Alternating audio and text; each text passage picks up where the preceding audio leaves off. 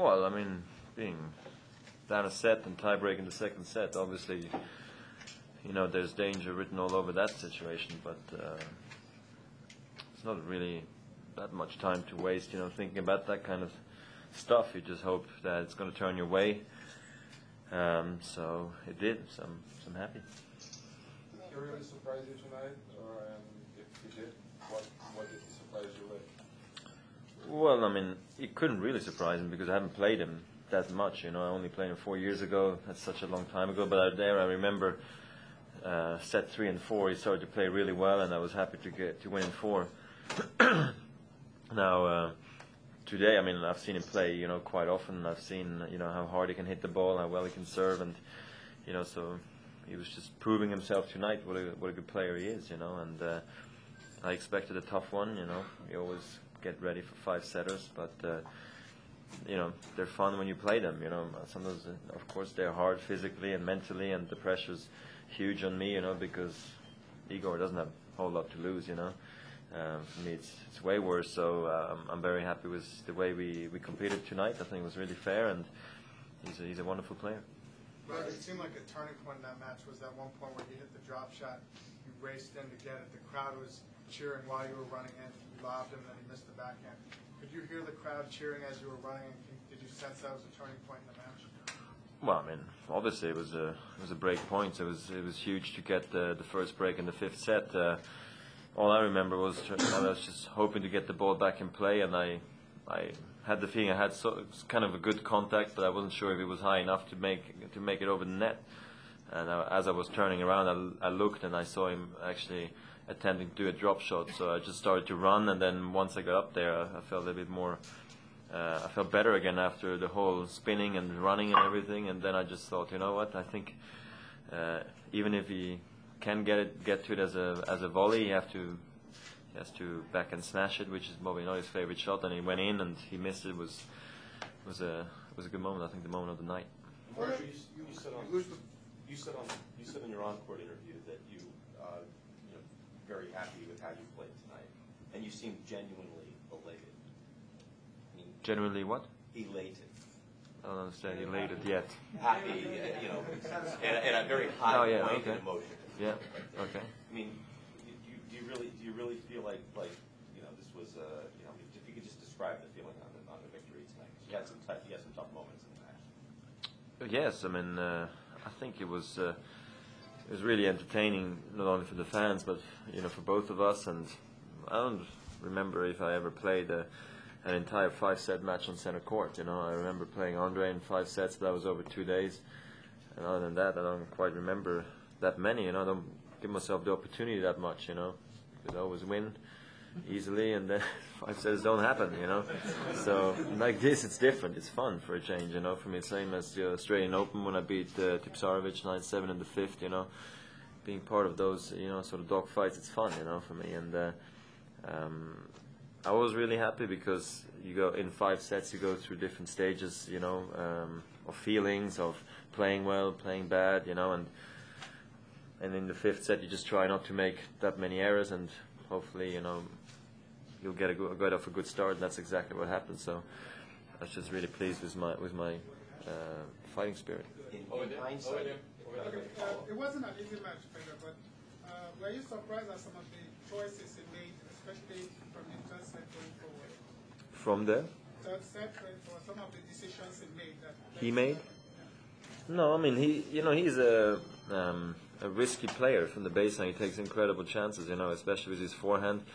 I was struggling in the beginning to read his serve. I think he really's got some serious pop on his serve. He's got a great second serve. A lot of spin on it, nice pace as well. So it makes it hard to really get on the offensive from the start. And he was dictating play. So of course he's going to try to change it up a little bit. No, I mean I think he played a good match from beginning to end. Roger, many people are curious about your health situation. On a scale of 1 to 10, how much do you think you're over your model that you were working with dealing with earlier? Well, I mean, I feel I'm over it, but maybe I'm not playing, my best yet, who knows? But I need to play my best, All I need to do is get through the matches, and hopefully that best match will come at the end of the tournament. That's really what I'm looking forward to, and I have no complaints. I don't feel like I'm extra tired. I'm not scared to be super tired tomorrow. I don't think physically it was that much of a problem, and those are all good signs to have right now. Roger, after losing the No, fourth set, Going back to the second game of the final set, how much was it a returning point emotionally for you? Did it really feel like it was all downhill from there? Well, I wasn't really expecting to make a break in that game because I was sort of against the wind. So I was just trying to hope to put pressure on him, and he had I think a bad serving game. I think he had many. Especially on the deuce side, he missed many first serves that allowed me to get into the rallies a bit more, and it's hard for him, to every shot, to hit winners all the time. So I just hope to make a little bit less mistakes and then maybe come up with something when I had to, and it's exactly what happened. So it was sort of a bonus, and I was actually quite disappointed I didn't make a second break, either on the other side with the win or then against it again, and that put me under a lot of pressure when I had to start saving break points again. So the fifth set was quite a thriller. Roger, just besides being really happy or elated at the end of the match, you showed a lot of raw emotion throughout the match, especially for you in the fourth round. I'm just wondering if that's sort of indicative of letting out some steam from what's been a frustrating season. Hasn't been that frustrating, to be quite honest. It's just fun to play on center court, I mean, it's why you practice hard and that you play, good when it's crunch time, and I'm happy with the way I played today when the pressure was the highest, and the crowd gives you that that feeling of going crazy a little bit, so that's exactly what happened to me, same as at the Olympic Games. I think I'm at a stage today where I just really enjoy playing much more again, whereas maybe for a while it was quite always the same for me, go on court and you win all the time, so now you maybe don't take it for granted that much anymore, but it wasn't because I'm frustrated in any way or because it's been a frustrating season. I don't see it this way yet. Last week. yeah, Roger, I know you said playing the fifth set was fun, but you lose that fourth set. Do you remember your emotions right at the start of the fifth set, and were you thinking what I have to do differently, or what you were thinking going into that fifth set after losing the fourth? Well, first of all, I didn't think I was playing that bad in the first set, for instance. You just got off a great start, and I was always running behind. But actually, I thought I was hitting the ball okay. I was serving well, and just needed maybe a little bit of luck here or there, or maybe an error from him. And that's what I got towards the end of the first set. And the same thing in the fourth set. I think it was very, very even. I just had sort of one game maybe where things didn't really go that well for me. I thought, no excuses. There was two flashes that went off in the first 2 points of that game. I was down love 30, then I got unlucky with the net court. I'm not saying I would have won the game without those things, but during 5 sets you'll go through tougher periods, and he had a good game there, and that put me under a lot of pressure, and I thought he was serving well in the fourth, so it was kind of difficult to break.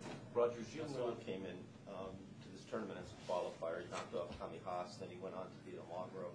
He came in the press room and he said that he's coming in with an attitude now that I have nothing to lose. I think I can beat Davydenko. Then he turned around and came out and beat Davydenko today in a really remarkable display of tennis. How dangerous is an opponent like that who feels so empowered, in that he doesn't have anything to lose? It's been like this for 4.5 years, so this is nothing different for me. This is just a guy who's got even less to lose, than all the guys from 4.5 years ago. It's really the way it is, but I mean, definitely he's on an unbelievable roll. He maybe should have never been, in the quarters, because he could have been knocked out in straight sets by Tommy, we would have a completely different quarterfinal, but I mean, he did well. He fought incredibly hard, in all his matches, and you got to give him credit for hanging in there. It just shows you that if you believe and if you get, if you're right there when it pays off, and I think that's his credit, because I heard he couldn't win matches anymore in challengers, and then all of a sudden now he's in the quarters of the U.S. Open. And he played the greatest matches here of his life. So I'm definitely aware of how well he's playing. I saw a little bit of how he played. He plays aggressive, serves well, and You know, he didn't beat Andy for nothing here a few years ago, and that's why I definitely won't underestimate.